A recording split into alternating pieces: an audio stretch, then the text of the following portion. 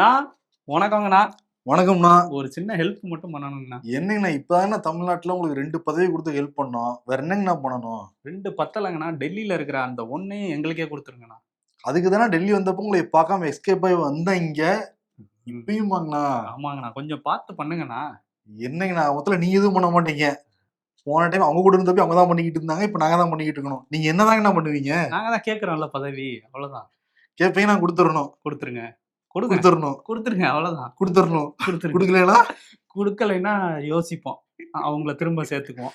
சரி வச்சுக்கோங்கப்பா. உங்களுக்குலாம் அதான் போங்க. சந்தோஷமா? சந்தோஷம் தான்.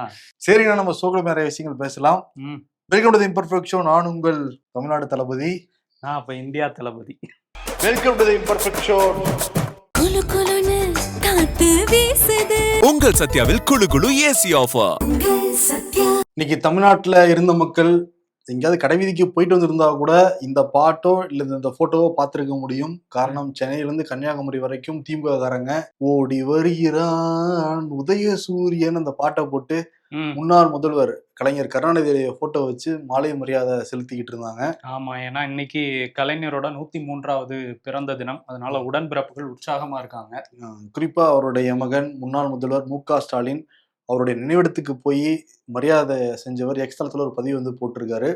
வெற்றி வாய்ப்பை இழந்திருக்கோம், எனினும் உங்களது ஆற்றல் என்னோடு மட்டும் இல்லாம நீங்க உணர்வோடு ஊட்டி வளர்த்த எல்லா உடன்பிறப்புகிட்டையும் வந்து இருக்கு. உறுதியா நான் வந்து சொல்றேன், வெற்றி சரித்திரத்தை எழுதுவோம், தமிழ்நாட்டை பிடிச்ச அந்த இருள் வந்து உதயசூரியனால விரட்டி அடிக்கப்படும் அப்படின்னு வந்து ஸ்டேட்டஸ் போட்டிருக்காரு. அதே மாதிரி நம்ம தமிழ்நாட்டு முதல்வர் விஜயுமே அவர் நினைவு கூறும் வகையில கருத்தை வந்து பரிமாறி இருக்காரு. அவர் என்ன சொல்றாருன்னா, தமிழ் மொழி, மாநில உரிமை, இலக்கியம் போன்ற எல்லா துறையிலையும் வந்து பங்களிப்பு கொடுத்த முன்னாள் முதல்வர் கலைஞர் கருணாநிதிக்கு அஞ்சலி மரியாதை அப்படி மாதிரி போட்டிருக்காரு.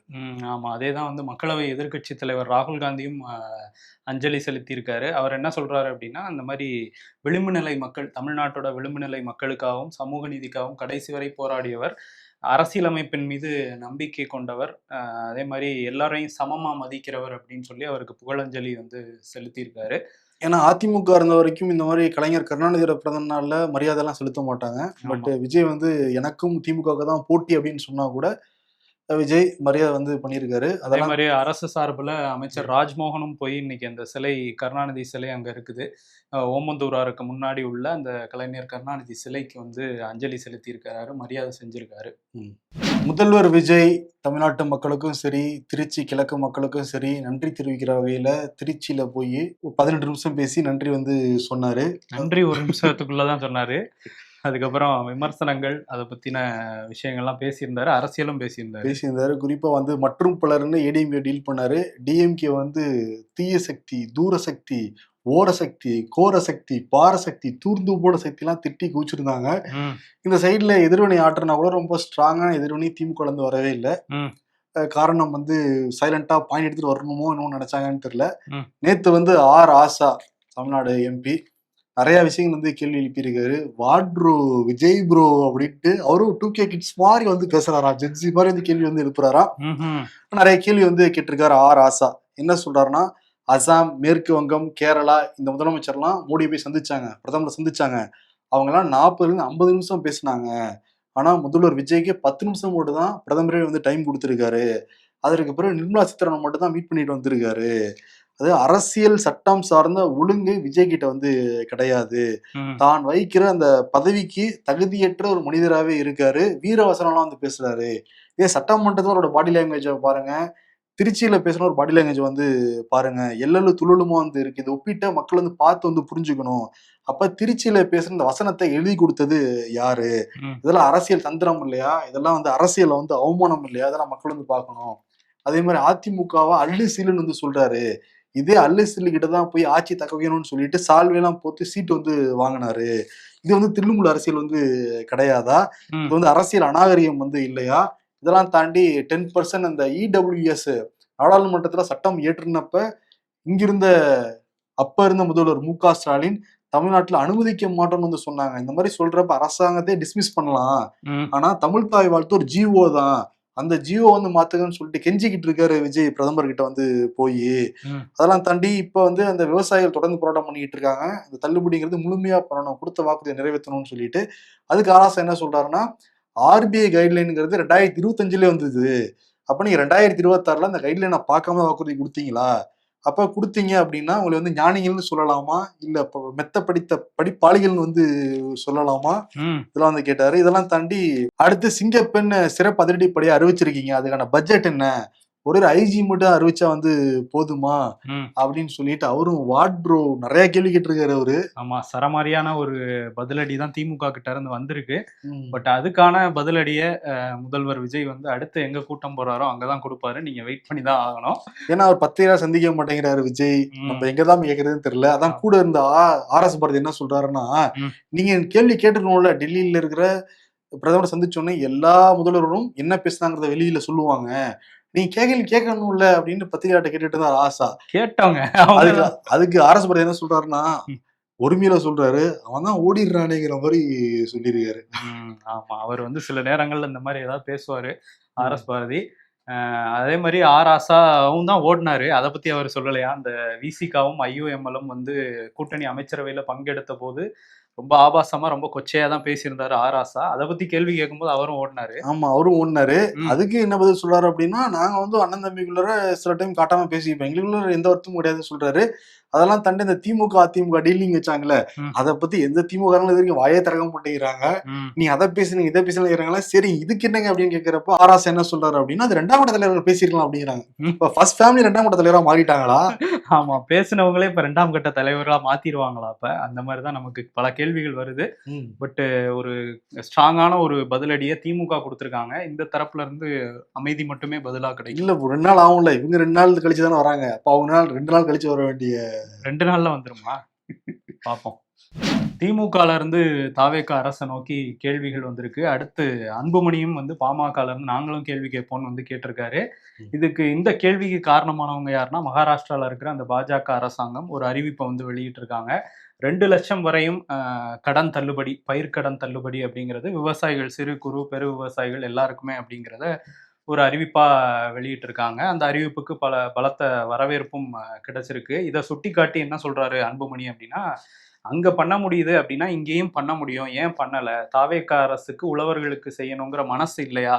கண்டிப்பா இங்க தள்ளுபடி பண்ணணும். இங்க என்னன்னா 50,000 2.5 ஏக்கர் வச்சிருக்கவங்களுக்கே 50,000 தான் தள்ளுபடி பண்ணுவோம்லாம் சொல்லியிருக்காங்க. இது விவசாயிகளை ஏமாத்துற வேலைன்னு சொல்லி உடனடியாக அதை தாவேக அரசு தள்ளுபடி பண்ணணுங்கிற மாதிரி சொல்லியிருக்காரு. சில கேள்விகளையும் அந்த அறிக்கையில டீட்டெயிலான அறிக்கையில கேட்டிருக்காரு. என்னப்பா எல்லாரும் கேள்வி கேட்கிறாங்க, பாமக கலந்து கேள்வி கேட்கல, அதிமுக கலந்து கேள்வி கேட்கிறாங்க. MP இன்பதுரை என்ன கேட்கிறாருன்னா, இதை பத்தி எல்லாம் கேட்கல, அவருடைய பர்சனல் பாடி கார்டை பத்தி கேட்டிருக்காரு. ஒரு கோர் செல் வந்து இருக்கு, பலருக்கு பாதுகாப்பு இருக்கு, இது அரசாங்கத்தால கொடுக்கப்படுறது விஜய்க்கான பாதுகாப்பு. அதையெல்லாம் தாண்டி அந்த பர்சனல் பாடி கார்டு திரும்ப திரும்ப விஜய் கூட வர்றது ஏன்? மாநில அரசு மேலேயே, ஏன் மாநில காவல்துறை மேலேயே விஜய்க்கு வந்து நம்பிக்கை இல்லையா? அந்த புரோட்டோகாலை தாண்டி அவர் எப்படி இன்னும் அனுமதிக்கப்படுறாரு? இந்த இன்டர்னல் செக்யூரிட்டியே வந்து ஒரு பெரிய கேள்விக்குறியாகுது. இதற்கான பதில் விஜய் நிச்சயம் சொல்லுவார்னு எதிர்பார்க்கறேன்னு சொல்லிட்டு 5 கேள்விகள் வந்து கேட்டிருக்காரு இன்பதுரை. ஓகே, இது எல்லாரும் வேற பக்கம் ஃபோக்கஸ் பண்ணாங்கன்னு வச்சுக்கோங்க. இவர் எங்க ஃபோக்கஸ் பண்ணிருக்காரு பாத்தியா? ஆமா, அவர் கூடவே வராரு அப்படிங்கிற மாதிரி அவரை ஃபோக்கஸ் பண்ணிருக்காரு. சரி, ஓகே, அவர் வந்து இந்த கேள்வியை எந்த கேள்வியை சாய்ஸ்ல விடுவாருன்னு தெரியல. அடுத்த ஸ்பீச்ல பாப்போம் எதுக்கு பதில் சொல்றாரு. பாடிகார்லாம் அவர் சொல்லுவாருன்னு நான் எதிர்பார்க்கல. மக்கள் பிரச்சனைக்கு முதல்ல பதில் சொல்லட்டும், அதுக்கப்புறம் மேகத்தாட்டு பெரிய பிரச்சனையா போய்கிட்டு இருக்கு. அதுக்கே இது வரைக்கும் பெரிய லாஜிக்கா இந்த பதில் சொன்ன மாதிரி நமக்கு தெரியல. பாப்போம். டிவிகேய விஜய நீங்க என்ன விமர்சனம் பண்ணுங்க, பட் எங்காவது விஜய்க்கு தான் சொல்லிட்டு அவருடைய நிர்வாகிகள் ரசிகர்கள் எல்லாம் சொல்லிட்டு இருக்காங்க. இதுல சில பேர் ஒருபடி மேல போயிருக்காங்க. அவர் யாருன்னா, திருச்சியை சேர்ந்த சுகுமார் சண்முகங்கிறவரு. இவரோட இந்த பூஜை அறையில பல சாமி போட்டோ இருக்கு. பார்த்தா ஒரு சிலையும் வச்சிருக்காரு. அந்த சிலை யாரோடதுன்னா விஜயோட சிலை. கருப்பு கூலிங் கிளாஸ போட்டு அந்த பிரச்சாரத்தப்ப வந்தார்ல, வெள்ளை சட்டை காக்கி பேண்ட், ஓகே, நின்னுகிட்டு இருக்காரு விஜய். கோட் சூட் முதல்வர் விஜய் சிலை இல்லையா? அது தேர்தலுக்கு முன், இது தேர்தலுக்கு பின் இல்ல. அப்ப பண்ண சிலைங்கிறனால இப்ப கொண்டு வந்து வச்சு அதுக்கு வந்து சூடெல்லாம் காட்டி மணிலாம் அடிச்சுக்கிட்டு இருக்காரு. அந்த வீடியோ பயங்கர வைரல் ஆகிட்டு இருக்கு. திருவெரும்பூர் நாவல்பட்டு விஜய்க்கும் இவர் தான் கிஃப்ட் பண்ணாப்பலாம் விஜயோடைய ஸ்டாச்சுவ. சரி சரி, ஏதோ பண்றாங்க அவரோட நிர்வாகிகள் தொண்டர்கள்லாம். இன்னொரு பக்கம் பொறுப்பு அமைச்சர்களையும் தமிழ்நாடு அரசு சார்பில் நியமிச்சிருக்கிறாங்க மாவட்ட வாரியா. அதுல கடலூர் விழுப்புரத்துக்கு என் ஆனந்த், அதே மாதிரி சென்னை திருவண்ணாமலைக்கு ஆதவ் அர்ஜுனா, திருப்பூருக்கு வந்து அருண்ராஜ், செங்கோட்டையன் வந்து ஈரோடுக்குன்னு, திருநெல்வேலிக்கு மரிய வில்சன், இப்படி எல்லா மாவட்டங்களுக்கும் அறிவிக்கப்பட்டிருக்கு. குறிப்பா கூட்டணி கட்சிகள்ல உள்ள அமைச்சர்கள், வன்னியரசு அவருக்கு வந்து கள்ளக்குறிச்சி ஒதுக்கியிருக்காங்க. ஷாஜகானுக்கு வந்து நாகப்பட்டினம் ஒதுக்கியிருக்காங்க. 2 காங்கிரஸ் அமைச்சர்களுக்குமே மாவட்டங்கள் ஒதுக்கப்பட்டிருக்கு. ஸோ இப்படி எல்லா மாவட்டத்துக்கும் பொறுப்பு அமைச்சரும் நியமிச்சிருக்கிறாங்க. ஓகே. இன்னொரு பக்கம் என்னன்னா, சட்டமன்ற செயலாளர் ம். கே சீனிவாசன் அவர் வந்து ராஜினாமா பண்ணியிருக்காரு. அவருக்கான பதவி காலம் அப்படிங்கிறது நவம்பர் வரைக்கும் இருக்கு. ம். இருந்தாலும் கூட ரிசைன் பண்ணிட்டு போயிருக்காரு. காரணம் எதுவும் வந்து சொல்லப்படல. சபாநாயகர் ஜேசிடி பிரபாகர்கிட்ட போய் இந்தாங்க ரிசைனேஷன் கொடுத்துருக்காரு. அவங்களும் வாங்கிட்டு தான் வந்து சொல்றாங்க. ம்ஹ்ம். அடுத்து சட்டமன்ற செயலாளரா சாந்தியும் வருவாங்கன்னு எதிர்பார்க்குறாங்க. இவர் வந்து 2018 இருந்து இருக்கிறவர். கிட்டத்தட்ட 3 அரசாங்கத்தை வந்து பார்த்திருக்காரு. அப்ப எடப்பாடி அரசாங்கம், அதற்கு பிறகு ஸ்டாலின், இப்ப விஜய். ம். இப்ப கூட வந்து எல்லாரும் பதவி பிரமாணம் கேட்கிறப்ப யார் யாரெல்லாம் கொண்டு வரலையோ அவங்களை ரிஜெக்ட் பண்ணி அனுப்பிச்சு விட்டாப்ல. எடுத்துட்டு வாங்க அப்படின்றது ஆமா. அந்த ரொம்ப வாக்கெடுப்பு, நம்பிக்கை வாக்கெடுப்பையும் அவர்தான் நடத்தி முடிச்சிருந்தாரு. நடத்தாரு. இதெல்லாம் தாண்டி சபாநாயகருக்கு பல சட்ட ஆலோசனையும் வழங்கினவர் தான் சீனிவாசன். ம். அவர் ரிசைன்ங்கிறது இப்ப கொஞ்சம் பேசுபொருளா மாறி இருக்கு சட்டமன்றத்துக்குள்ளார. ஓகே. அதே மாரி தலைமைச் செயலகத்துக்கு வெளிய வந்து ஒரு அறிவிப்பு பலகை மாரி வச்சிருக்கிறாங்க. அதுல என்ன சொல்லியிருக்காங்கன்னா, அனுமதி பெற்றவர்கள், முன் அனுமதி பெற்றவர்கள் மட்டும் வரலாம். அனுமதி இல்லாதவங்க உள்ள அனுமதிக்கப்பட மாட்டார்கள்ங்கிற மாரி ஒரு விஷயத்த அதுல போட்டிருக்காங்க. இதுக்கு இப்ப கம்யூனிஸ்ட்ல இருந்து கூட எதிர்ப்பு வந்திருக்கு. சண்முகம் என்ன சொல்றாருன்னா, ஏற்கனவே அரசு இயந்திரம்ங்கிறது மக்கள விட்டு தள்ளி இருக்க மாரி இருக்கு. இதுக்கு முன்னாடியே பல கட்டுப்பாடுகள் தலைமைச் செயலகத்துல இருந்தது. இது இன்னும் கூடுதல் கட்டுப்பாடுலாம் விதிச்சீங்கன்னா மக்கள் அணுக அணுக முடியாது எளிதிலங்கிற மாரி அவர் சொல்லியிருக்காரு. ம். இப்ப தமிழ்நாடு அரசு என்ன சொல்றாங்கன்னா, இப்போ தாவேகா அரசு, புதிய அரசு அமைஞ்சதுல இருந்து பயங்கர கூட்டம் வருது அப்படின்னு சொல்றாங்க. அது அங்க போற நம்ம பத்திரிகையாளர்கள் எல்லாருமே சொல்றதுதான். பயங்கரமான கூட்டம் வந்து அங்க வந்துகிட்டு இருக்கு. அதுக்காக தான் இந்த நடவடிக்கைன்னு சொல்றாங்க. ம். இருந்தா கூட அதை முறைப்படுத்தி நியாயமா வந்து கோரிக்கைகளோட வரவங்கள வந்து அனுமதிக்கணும் அப்படிங்கிறது தான். ஏன்னா இதுக்கு முன்னாடி இருந்த அரசாங்கங்கள் மாறி மாறி 2 பேர் இருந்தாங்க. புதுசா வந்திருக்கும்போது நிறைய சாமானிய மக்களே வந்து மனுக்களோட போய் அங்க நின்னுகிட்டு இருக்கிறாங்க. இந்த அரசுலயாவது நமக்கு ஒரு விடிவு காலம் பிறக்காதான்ட்டு. ம். ஸோ அந்த மாரி நியாயமான கோரிக்கைகளோட வரவங்கள உள்ள அனுமதிக்கணும். அப்பதான் அரசு மேலயும் நம்பிக்கை வரும். அதுதானே ஜனநாயகமாவும் இருக்கும். நிச்சயமா. ஏன்னா நிறைய பேர் கியூல வந்து போறாங்களாம். ம். இன்னும் போற பக்கம் பார்த்தா அந்த திருப்பதியில ஒவ்வொரு கூண்டை அடைச்சு வைப்பாங்கல்ல, அந்த அளவுக்கு கூட்டம் வர ஆரம்பிச்சிருச்சா? அந்த அளவுக்கு கூட்டம் வருதுன்னு வந்து சொல்றாங்க. டிவிகே நிர்வாகிகள் எதுவும் விஜய பார்க்க உள்ள போகலையே அந்த மாரி. ஆனா வந்து கோரிக்கைகளோட நிறைய பேர் போறாங்க. அவங்கள முறையா அனுமதிக்கணுங்கிறது தான் நம்மளும் சொல்லிக்கிறது. கோவால ரொம்ப ஃபேமஸான ஒருத்தர் இப்ப தமிழ்நாட்டிலயும் ஃபேமஸ் ஆயிருக்காரு. அவர் யாருன்னா கிரீஷ் சோடங்கர். கோவால கவுன்சிலரா இருந்தவருக்கு மேலிட பொறுப்பாளர்னு சொல்லி தமிழ்நாட்டுக்கு அனுப்பிச்சு வச்சாங்க காங்கிரஸ். தேர்தலுக்கு முன்னாடியே பல கலகங்களை பண்ணவரு இன்னைக்கு தமிழ்நாட்டுக்கு வந்திருக்காரு. வந்து என்ன சொல்லியிருக்காருன்னா, இந்த மாதிரி ராஜ்யசபா சீட்டு முதல்வரோட பேசி ஒரு கலந்து ஆலோசிச்சு ஒரு முடிவெடுப்போம் அப்படிங்கிற மாதிரி சொல்லியிருக்காரு. அதே பேட்டியில திமுக இந்தியா கூட்டணியில நீடிக்கிறதா அப்படிங்கிற கேள்விக்கு வந்து என்ன சொல்றாருன்னா, ஆமா அது தேசிய அளவிலான இது, இந்த டெல்லி தலைவர்கள் தான் அதெல்லாம் முடிவு பண்ணுவாங்க. ஸோ அதனால வந்து திமுக இப்போ வரை நீடிக்குது தான், ஏதாவது மாற்றம் இருந்தா சொல்லுவாங்கங்கிற மாதிரி சொல்லியிருக்காரு. ம். இந்தியா கூட்டணியில திமுக நீடிக்கிறது, அப்ப தாவேகா நீடிக்கணும்னு சொல்றது என்ன பண்ணிட்டாங்கன்னா, ம், இந்தியா கூட்டணியில டிஎம்கே நீடிக்குதா, அப்ப நான் சீட்டு தரேன்னு சொல்லிட்டு நேத்து ப. சிதம்பரம் பேசிட்டு போனாரு. சரியா பிடிக்குடுக்குள்ள போட தெரியுது. ம். இன்னைக்கு சோடங்கர் வந்து காலையில இந்தியா கூட்டணியில டிஎம்கே நீடிக்குதுன்னு சொன்ன உடனே மாலையில வந்து ஒரு சீட்டு ராஜ்யசபா எடுத்து முழுக்கலாதான்னு சொல்லிட்டு கொடுத்துட்டாப்புல விஜய். ஆமா. தேர்தலுக்கு முன்னாடி வந்து அப்ப இருந்த முதல்வர் ஸ்டாலின் கிட்ட ஒரு சீட் வாங்கியாச்சு. தேர்தல் முடிஞ்ச உடனே இப்ப இருந்த முதல்வர் விஜய் கிட்டயும் ஒரு ராஜ்யசபா சீட் வாங்கியாச்சு. இதுல வந்து தாவேகால வந்து பல டிஸ்கஷன்ஸ் போயிருக்கான். ஏன்னா வந்து முதல் சீட்டே நம்ம அவங்களுக்கு கொடுக்கணுமா காங்கிரஸ்க்கு, ஏன் நம்மளே போலாமே அப்படின்னு சொல்லிட்டு லயோலா மணி, அப்புறம் சம்பத், இந்த மாதிரி பட்டியல் சமூகத்தை சேர்ந்தவங்களை அனுப்பலாமான்னு தான் பேசியிருக்காங்க. அதுக்கப்புறம் ஏற்கனவே வேற மோடி வந்து 10 நிமிஷம் தான் டைம் கொடுத்தாரு. அமித்ஷா சந்திக்கவே இல்லை. காங்கிரஸ் முதல்வரான சதீசனை கூட சந்திச்சிருந்தாரு அமித்ஷா. மோடி வந்து 40 நிமிஷம் அவரோட பேசியிருந்தாரு.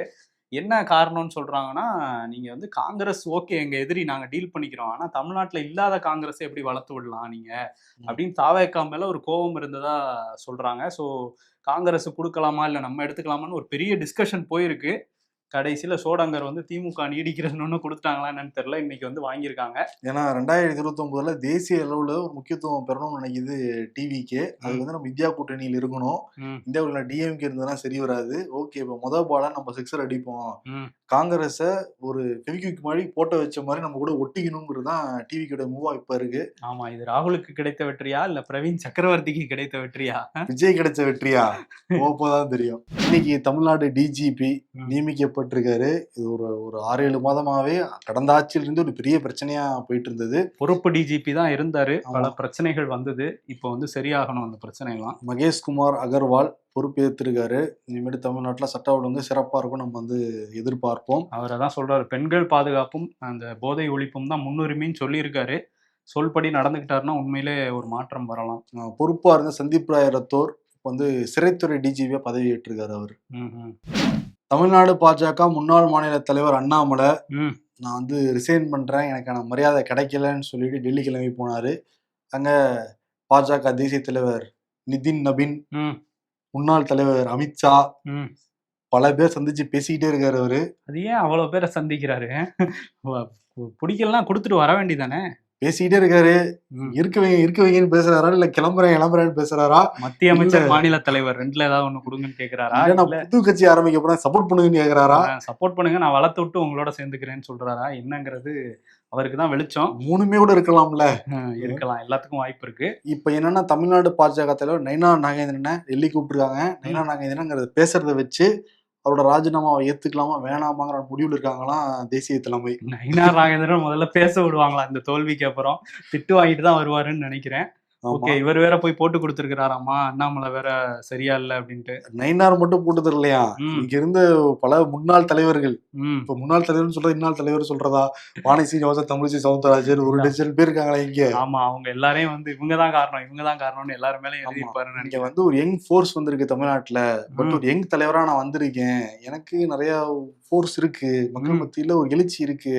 அதாவது தொடர்ந்து என் மேல அபாண்டமான குற்றச்சாட்டுகள் வச்சு என்னை வளர விடாம பண்ணிட்டாங்க. என்னை வளராதனால கட்சி வளரலன்னு சொல்லிட்டு அதுதான் அந்த லெட்டர்ல கொடுத்துருக்காரு. 5 பக்கம் எழுதியிருக்காராம் அவரு. 5 பக்கமா? இது 2 பக்கத்துல அடங்கிடுவேன். மீதி 3 பக்கத்துல என்ன? அவர் படிச்ச 30,000 புக்ல இருந்து இல்ல 20,000 புக்ல இருந்து ஏதாவது கவிதைகளை எழுதி கொடுத்துருப்பாரு. அவங்களுக்கு அது புரியாது. சரி, ஓகே. இப்ப வந்து அண்ணாமலை என்ன முடிவுங்கிறது இனிமே தான் தெரியும். அவர் வந்து சமாதானப்படுத்தல முயற்சியில தான் இருக்காங்க இப்ப வரைக்கும் பாஜக. பட் இந்த சமாதானத்தை எல்லாம் ஏற்கவே இல்லை அண்ணாமலை. இப்ப நயினார் சொல்றதை வச்சு அவரோட முடிவு இருக்குங்கிறாங்க. மொத்தத்துல ஒரு தனி அமைப்பு இல்ல தனி கட்சி ஆரம்பிக்க போறது 90% உறுதிங்கிறாங்க அவருடைய ஆதரவாளர்கள். மக்கள் சக்தி இயக்கம் அப்படின்லாம் பேர்லாம் போட்டுக்கிட்டு இருக்காங்க. மக்கள் சக்தி இயக்கம் இவருப்பா, யாரு? டாக்டர் MS உதயமூர்த்தி ஆரம்பிச்சதுப்பா. ஒருவேளை அதை எதுவும் எடுத்துட்டு வராரா இல்ல வேற பேரா கூட இருக்கலாம். அவர் ஆதரவாளர்கள் எக்ஸ்ல போட்டுட்டு இருக்கிறாங்க.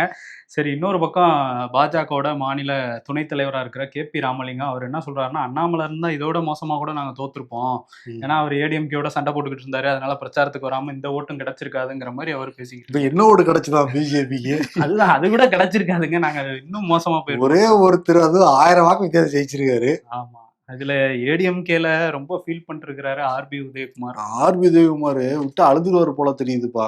என்ன சொல்றாரு, உழைப்ப கொடுக்காம விஜய் வந்து CM வந்து ஆகிட்டாரு, வானத்துக்கும் பூமிக்கும் வந்து ரொம்ப குதிக்காதீங்க, உங்களோட அணுகுமுறையே வந்து புதிய அணுகுமுறைன்னு சொல்லி எல்லாரும் வந்து மீட் பண்ணி பிச்சை எடுத்து தான் ஆட்சி அமைச்சிருக்கீங்கிற வார்த்தை வந்து சொன்னாரு. இப்ப இருக்கிற பெரிய பிரச்சனைன்னு பாக்குறப்ப விவசாயிகள், அந்த கடன் தள்ளுபடி, அப்புறம் மேகதாட்டு அணை, சட்ட ஒழுங்கு, பெண்கள் பாதுகாப்பு, மின்சார பிரச்சனை, இதை பத்தி எல்லாம் வந்து பேச மாட்டேங்கிறாரு. ஆனா ரொம்ப வந்து நீங்க பேசுறீங்க, இதெல்லாம் என்னால பார்க்க முடியலப்பா, நெஞ்செல்லாம் எனக்கு வந்து வலிக்குதுப்பா, ரொம்ப சீன்றீங்க, ரொம்ப அவமானப்படுத்துறீங்க, ரொம்ப கேவலப்படுத்துறீங்க, ரொம்ப துயரப்படுத்துறீங்க அப்படி சொன்னவரு இன்னும் கேவலப்படுத்துங்க, இன்னும் துயரப்படுத்துங்க, அப்பதான் அதிமுகவுடைய சிங்க கூட்டம் சிலிர்த்து எழும் அப்படின்னு வந்து சொல்றாரு. அப்புறம் ஒருமையில வேற திட்டுறாரு விஜய, நீ எல்லாம் பேசணும், நாங்கெல்லாம் கேட்கணும்னு எங்களோட தலை விதி, ஆனா வந்து ஒரு மாபெரும் இயக்கம் வந்து அதிமுக, அந்த பேரை கூட நீங்க வந்து சொல்ல மாட்டீங்க, நீங்க தீண்டத்தகாத கட்சியா எங்க அதிமுகங்கிறது. இந்தியாவிலேயே 3வது பெரிய கட்சியா இருந்துச்சு, வேண்டாம் தம்பி விளையாடாதீங்க, ரொம்ப கொதிச்சு போயிருக்கோம் அதிமுக காரங்க நாங்க எல்லாருமே, மனசெல்லாம் ரொம்ப வேதனையோட நான் வந்து சொல்றேன், எங்களை சீண்டாதீங்கன்னு சொல்லிட்டு அவர் பேரை சொல்லு அதிமுக சொல்லு பாக்குறாரு அவரு. ஆமா, நீங்க சொல்லுங்க, நாங்களும் ரேஸ்ல இருக்கோம் அப்படின்னு அவரு சொல்றாரு. பட் விஜய் வந்து 2 பேருக்கு தான் ரேஸ், அதிமுகவோட இடத்த நாங்க எடுத்துக்கிட்டோங்கிற மாதிரி அவர் ஒரு அரசியல் பண்ணிருக்கிறாரு. அதே மாதிரி எஸ்பி வேலுமணி அவர் எங்க இருக்காருங்கிறது தெரியல. அவர் ஏடிஎம்கேல தான் இருக்காரா? ஏடிஎம்கே தான் இருக்கிறதா எடப்பாடி நிறுவனம்னு போட்டாங்களே நமதம்மா அப்புறம் ஏன் போர்வால் வந்துகிட்டு இருக்காம இன்னும் போர்வாலை நிறுத்த வேண்டியதானே? அந்த பத்திரிகையும் வந்துகிட்டு இருக்கு. இன்னும் எஸ்பி வேலுமணி கட்சி எழுச்சி பெறணும்ல, இன்னும் 4 பத்திரிகை சேர்த்து நடத்த வேண்டியதா? 4 கோஷ்டி மாதிரி இருக்கு, காங்கிரஸ் மாதிரி மாறிடுச்சுன்னு நினைக்கிறேன். சரி, ஓகே. அதே மாதிரி எஸ்பி வேலுமணி மேல ஒரு பெரிய கோபம் நிறைய ரத்தங்களுக்கு இருக்கு. ஏன்னா வந்து அவர் தான் தனியா அணியை பிரிச்சுட்டு போய் தாவேகா அரசுக்கு ஆதரவா ஓட்டளிச்சிட்டாரு அப்படிங்கிற மாதிரி. பொள்ளாச்சி ஜெயராமன் அவங்களோட தாயார் மறைவுக்கு வந்து ஆறுதல் சொல்ல எடப்பாடி பழனிசாமியும் போயிருந்தாரு. அதுக்கப்புறம் தனியா எஸ்பி வேலுமணியும் போயிருந்தாரு. அந்த கூட்டத்துல வந்து எஸ்பி வேலுமணியா யாரோ ஒருத்தர் வந்து துரோகி அப்படின்னு சொன்னோன்னா அந்த இடமே ஒரு மாதிரி மாறிடுச்சு. பொள்ளாச்சி ஜெயராமன் யாரா அது அப்படின்னு சொல்லி அவரும் கோபமாயிட்டாரு. எஸ்பி வேலுமணியும் ஒரு மாதிரி ஆயிட்டாரு. அதுக்கப்புறம் கொஞ்சம் அவர் ரிலாக்ஸ் பண்ணி உட்கார வச்சிருந்தாங்க. ஓகே. இன்னொரு பக்கம் விராலிமலை விஜயபாஸ்கர் அவர் வந்து கடந்த ஒரு 4-5 நாட்களா விராலிமலையில காலையில 7 மணிக்கு ஆரம்பிச்சு நைட் வரைக்கும் போய் எல்லாருக்கும் நன்றி வந்து சொன்னாராம். இன்னைக்கு பத்திரிகை வந்து சந்திக்கிறப்ப உங்களுக்கான சுவாரஸ்யமான பரபரப்பான செய்தி எதுவும் என்கிட்ட இப்ப இல்ல, நன்றி படதான் சொல்லிட்டு இருக்கிறாரு. ஆமா, ஏன்னா வந்து அவரு ஃபர்ஸ்ட் சாய்ஸ் டிவிகேயா இருக்கும், அடுத்து டிஎம்கேல கூட ட்ரை பண்ணி பாக்குற மாதிரி சொல்றாங்க. பட் டிஎம்கேவும் குட்கான அவரை வந்து ரொம்ப விமர்சனம் பண்ணிருக்காங்க. இந்த பக்கம் நாங்க செந்தில் பாலாஜி விமர்சனம் சேர்த்துக்கலையா திமுக? சேர்த்துக்குவாங்க, யாராலும் சேர்த்துப்பாங்க திமுக. ஆமா, அதாவது டிவிகேயா டிஎம்கேவா அவங்க 2 பேருமே கதவுகளை இப்போதைக்கு அடைச்சு வச்சிருக்காங்க, கேஸ் எல்லாம் இருக்கிறதுனால. பார்ப்போம். கர்நாடக முதலமைச்சர் சித்தராமையா அவர் வந்து பதவியை ராஜினாமா பண்ணாரு. இப்போ வந்து இன்னைக்கு புதிய முதல்வரா டிகே சிவகுமார் வந்து பதவியேற்றிருக்காரு. அவரோட அமைச்சரவையில துணை முதல்வரா பரமேஸ்வரா அவர் வந்து சித்தராமையோட ஆதரவாளர், அவர் வந்து பதவியேற்கிறாரு. அதே மாதிரி யதீந்திரா சித்தராமையா அவர் வந்து சித்தராமையோட மகன், அவருக்கு அமைச்சர் பொறுப்பும் கொடுத்துருக்காங்க, சமாதானப்படுத்துறதுக்கு கொடுக்கப்பட்டிருக்கு. ஸோ கர்நாடகாவில் ஒரு புதிய அமைச்சரவை வந்திருக்கு. இன்னொரு பக்கம் கேரளாவில் சட்டமன்றம் வந்து கூடியிருந்தது. அங்கே வந்தே மாதரத்தோட சில ஸ்டான்சாஸ் மட்டும் ஒழிச்சாங்க. நம்ம தமிழ்நாட்டில் தமிழ் தாய் வாழ்த்து மட்டும்தான் போடப்பட்டுச்சு, வந்தே மாதரம் போடலை. இதை பற்றி ஆளுநர் வந்து அதிருப்தி தெரிவிச்சிருக்கிறாரு. அங்கே போய் கேரளாவில் அந்த மாதிரி போடல. அந்த மாதிரி அங்கே வந்து என்ன சொல்லியிருக்காங்க அப்படின்னா, ஆளுநர்கிட்ட நான் பேசிக்கிறேன், அவருக்கு என்ன பிரச்சனை, எங்களுக்கு சில ஸ்டான்சாஸ் தான் நாங்கள் ஏற்றுக்குவோம், அதை மட்டும் நாங்கள் ஒழிச்சிருக்கோங்கிற மாதிரி சதீசன் வந்து சொல்லியிருக்காரு. இன்னொரு பக்கம் சிபிஎஸ்இ அதில் ஏகப்பட்ட குளறுபடிகள் இருந்துச்சு. அந்த சிபிஎஸ்இயோட தலைவர் ராகுல் சிங், அதே மாதிரி செயலாளர் ஹிமான்ஷு குப்தா, இந்த 2 பேரையும் இப்போ வந்து பணியிடம் மாற்றம் பண்ணியிருக்காங்க. தர்மேந்திர பிரதான என்ன பண்ணுவாங்கன்னு தெரியல, தொடர்ச்சியா தோல்வியை கண்டுகிட்டு இருக்கிறாரு. இல்ல, ஜூன் 6 ஜந்தர் மந்தர்ல ஒரு பெரிய போராட்டத்துக்கு தயாராகிட்டு இருக்காங்க அந்த காக்ரோச் பார்ட்டி. என்ன பண்ண போகுது அந்த கற்பாம்பூச்சிங்கிறத பொறுத்து தான் பார்க்கணும். இன்னொரு பக்கம் டெல்லி பத்தி பேசுறப்ப மால்வியா அப்படிங்கிற இடத்துல ஒரு ஹோட்டல்ல தீ விபத்து வந்து நடந்திருக்கு. 20 பேர் இறந்து வந்து போயிருக்காங்க, 11 பேர் வந்து காயம் அடைஞ்சிருக்காங்க. இன்னொரு பக்கம் அந்த எல் நினோ தாக்கம்ங்கிறது ரொம்ப பெருசா இருக்கும்னு சொல்லிட்டு உலக வானிலை அமைப்பு எச்சரிக்கை வந்து கொடுத்துருக்காங்க. குறிப்பா அந்த பசிபிக் கடல்ல வரலாற்றில் இல்லாத அளவுக்கு வெப்பம்ங்கிறது அதிகமாயிருக்கான். அதனால உலகத்துல பல்வேறு பகுதிகளில் வெப்பம், காலநிலை மாற்றம் இது எல்லாமே மாறும்னு வந்து சொல்றாங்க. குறிப்பா ஜூன் வந்து ஆகஸ்ட் வரைக்கும் பல நாடுகளை புரட்டி எடுக்க போகுதான் அது. இங்கேயும் அந்த தாக்கம் தெரியுது. இன்னொரு பக்கம் ஐநால வந்து தலைவரா வங்கதேசத்தோட வெளியுறவுத்துறை அமைச்சர் கலிலூர் ரஹ்மான் அவர் வந்து தேர்ந்தெடுக்கப்பட்டிருக்காரு. சைப்ரஸ் அமைச்சர் ஆண்ட்ரேஸோட இவர் 9 வாக்குகள் அதிகம் பெற்றதுனால அந்த ஓட்டெடுப்புல இவர் 1 வருஷத்துக்கு அந்த தலைவர் பதவியில இருப்பார் ஐநாவுக்கு. இந்த ஐநாவில் தான் போரை பற்றிலாம் பேசுவாங்க. அங்கே வந்து இந்த உக்ரைன் போர் அது இன்னும் உக்கிரம் அடைஞ்சிருக்கு. ஏன்னா உக்ரைன் நேற்று வந்து நைட்டு செயின்ட் பீட்டர்ஸ்பர்க் அந்த நகரில் வந்து ஒரு ஆயில் டெர்மினல் இருக்குது, அதை தாக்கியிருக்காங்க. இந்த பகுதியை ஒட்டி இருக்கிற ஒரு இடத்துல தான் வந்து இன்டர்நேஷ்னல் எக்கனாமிக் ஃபோரம்ங்கிற ஒரு கூட்டத்தை வந்து புதின் நடத்தவிருந்தாரு. ஆனா இப்ப அந்த இடத்துல தாக்குதல் நடத்துறதுனால அந்த போரும் வந்து தீவிரமடையும் போல தெரியுது. அதே மாதிரி ஈரான்ல ஒரு பகுதியை வந்து தாக்கிட்டாங்க அமெரிக்கா அப்படின்னு சொல்லிட்டு அமெரிக்க இராணுவ தளங்களுக்கு இடம் கொடுத்த குவைத், பெக்ரீன்லாம் தாக்குதல் நடத்திக்கிட்டு இருக்கு ஈரான். ஸோ குவைத்தில் ஏர்போர்ட்டையே தாக்குதல் நடத்துனதுனால ஏர்போர்ட்ல பல ஃப்ளைட்ஸும் கேன்சல் ஆயிருக்கு. ஒருத்தர் உயிரிழந்திருக்கதாகவும் செய்தி வந்திருக்கு. குவைத் வந்து பயங்கர கண்டனம்லாம் தெரிவிச்சிருக்காங்க இந்த தாக்குதலுக்கு. திருப்பி ஆரம்பிச்சிட்டாங்க போலதான் தெரியுது ஈரான் அமெரிக்காவும். நம்ம கடுமையான அளவுல பாதிக்கப்பட போறோங்கிறது தெரியுது. ஏற்கனவே எல்நிலை இயற்கை ஒரு பக்கம், இந்த மனித பதர்களால இன்னொரு பக்கம், ரொம்ப கஷ்டம் தான் போல எதிர்காலம்.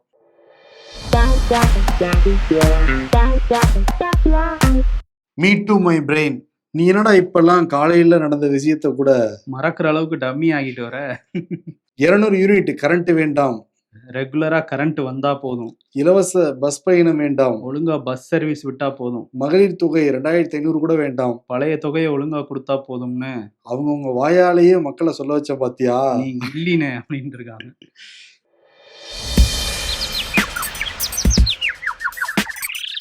காங்கிரஸ் விசிகாவுடன் எங்களை ஒப்பிடக்கூடாது, வைகோ ஆவேசம். நாங்க நன்றி சொல்லிட்டு தான் அங்க போவோம். பெற்றோர்கள் பிள்ளைகள் வா கோடை லீவ் எல்லாம் நல்லா என்ஜாய் பண்ணியா ஸ்கூலுக்கு போகணும்னு யானையில இருந்து இறக்கி பசங்களை கூப்பிட்டு போறாங்க. அந்த பசங்க 2 மாசம் அலையா ஜாலியா என்ஜாய் பண்ணிட்டு தான் போறாங்க. அரசியல்ல இதெல்லாம் சாதாரணமாப்பா. விருது யாருக்கு அப்படின்னா ராகுல் காந்திக்கும் விஜய்க்கும் தான். ம், ஒன்ஸ் மோர் கேட்டாப்புல தமிழ்ல 2 பதவி இப்பதான் அமைச்சர் வாங்கிருக்காங்க. ம். 60 வருஷமா அமைச்சரவையில காங்கிரஸ் இல்லவே இல்லை. இப்ப 2 அமைச்சர் வாங்கின உடனே திருப்பி இன்னொரு ஆஃபர் கேட்க ஒன்ஸ் மோர் ஆஃபர் கொடுங்க. கேட்டுக்கோங்க எடுத்துக்கோங்க அப்படின்னு கொடுத்துட்டு விஜய். கிடிஸ் சோடங்கர் வந்து உள்ள போய் முதல்வர் அலுவலகத்துல போய் சந்திச்சாரு. ம். சந்திச்சுட்டு வெளியே வந்து முதல்வர் பரிசீலனை பண்ணி முடிவெடுப்பாருன்னு சொல்லிக்கிட்டு இருக்கும்போதே இந்த அறிக்கை வந்துருச்சு. தமிழக வெற்றி கழகம் வந்து காங்கிரஸ்க்கு சீட்டு கொடுக்குறோம், ராஜ்யசபா சீட்டை அப்படின்னு சொல்லிட்டாங்க. ஸோ இப்போ ராகுலுக்கும் முதல்வர் விஜய்க்கும் என்ன வருது? ஒன்ஸ் மோர் ஒன்ஸ் மோர் கொடுத்துட்டு நம்ம விடைபெறலாம். நன்றி. குலு குலுன்னு காத்து வீசுது உங்கள் சத்யாவில் குளு குளு ஏசி ஆஃபர். உங்கள் சத்யா.